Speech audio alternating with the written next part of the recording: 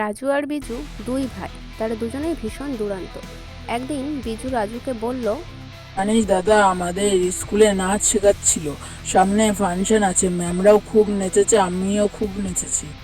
স্কুলে পড়াশোনা কি কিছু করেছিস না নাচ করেই বেরিয়েছিস? তোকে কি বেশি বকতে বলেছি? আমি ঠিক আমার পড়া বুঝে নেব। বেশি ফটর ফটর না করে বই নিয়ে পড়তে বস, না হলে মাকে ডেকে দিচ্ছি। তোকে কি ডাকতে বলেছি? এমন মারবো না। এই বলে তারা মারপিট শুরু করলো।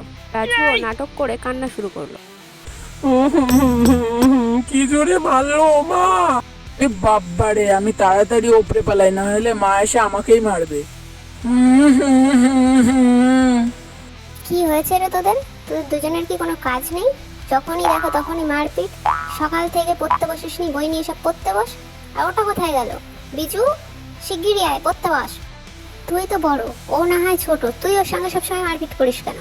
দুজন একসঙ্গে পড়তে বসতে পারিস না তোরা? তুমি ওকে জিজ্ঞাসা করে দেখো, আমি কিচ্ছু করিনি, ওই আগে এসে আমায় মারলো।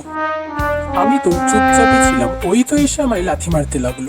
আজ তো আমার খবর আছে, আমি তো আজকে গিয়েছি। বিজু এসে রাজুর পাশে দাঁড়ালো।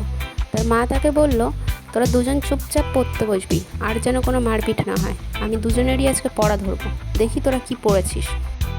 তোর জন্য আমায় বকা খেতে হবে, তুই একদম আমার কাছে আসবি না। মা যেদিন বাড়ি থাকবে না সেদিন তোকে দেখাবো মজা।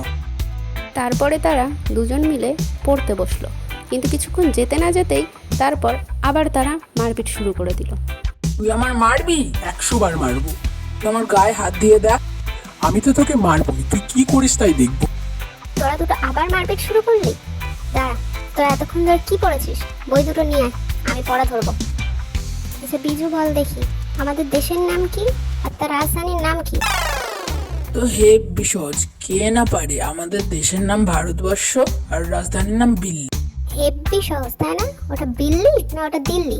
আর তুই হাসছিস কেন? তুই বলতো, তাজমহল কে তৈরি করেছে? এত সহজ, মিস্ত্রি ছাড়া আর কে তৈরি করবে? বুঝতে পেরেছি তোদের দুজনের পড়াশোনার নমুনা।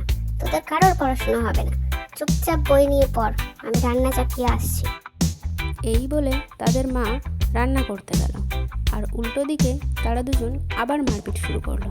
তার মা বলতে লাগলো, এদের দুজনকে কিভাবে সামলাবো? দুজনকে নিয়ে আর পারা যায় না, সারাদিন মারপিট করতে থাকে।